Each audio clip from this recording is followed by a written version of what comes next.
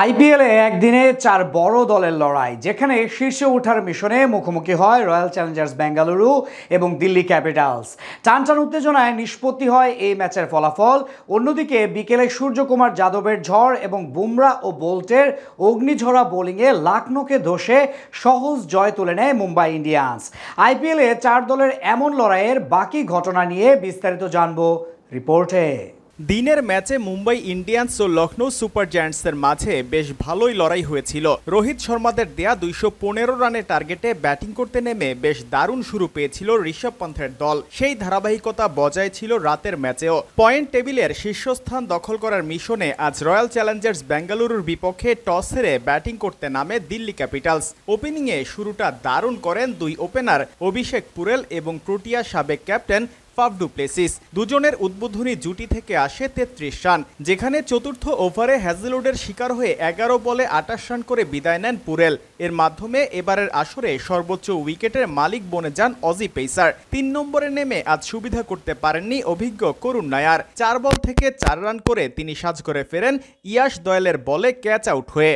এরপর ডুপ্লেসিস ও wicket keeper Lokesh Rahul মিলে 28 রানের ছোট জুটি করেন। সেখান থেকে 26 বলে 22 রানের ধীরগতির ইনিংস খেলে বিদায় নেন প্রোটিয়া ব্যাটার। তবে এক প্রান্ত আগলে রেখে দারুণ ব্যাটিং করতে থাকেন রাহুল। তার সাথে যুক্ত হয়ে ভালো কিছুর আশা দেখালেও বেশিক্ষণ টিকতে পারেননি অধিনায়ক অক্ষর প্যাটেল।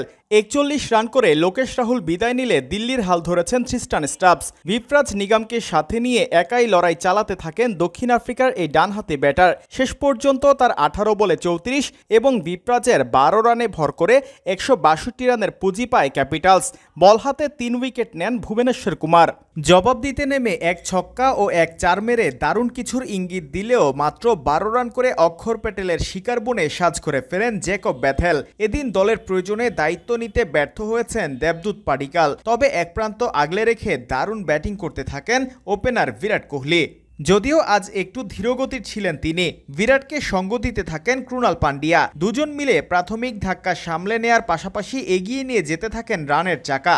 প্রথম 10 ওভারে 3 উইকেট হারিয়ে 64 রান তোলে ফ্রাঞ্চাইজিটি। 15তম ওভারে ডিপ ফাইন লেগ অঞ্চল দিয়ে বাউন্ডারি মেরে হাফ সেঞ্চুরি পূরণ করেন পান্ডিয়া। শেষ 24 বলে 38 রান প্রয়োজন ছিল আরসিবির। এর আগে দিনের প্রথম ম্যাচে রায়ান রিকেলটন ও সূর্যকুমার যাদবের অর্ধশতকে ভর করে 215 রানের বিশাল পুঁজি পেয়েছিল মুম্বাই ইন্ডিয়ান্স। জবাব দিতে নেমে দুই পেসার ট্রেন্ট বোল্ট এবং জাসপ্রীত বুমরার পেস আক্রমণের সামনে দিশেহারা হয়ে পড়ে লখনৌর ব্যাটাররা। শেষ পর্যন্ত তারা 164 রানে অল আউট হলে 54 রানের বড় জয় নিয়ে মাঠ ছাড়ে মুম্বাই ইন্ডিয়ান্স।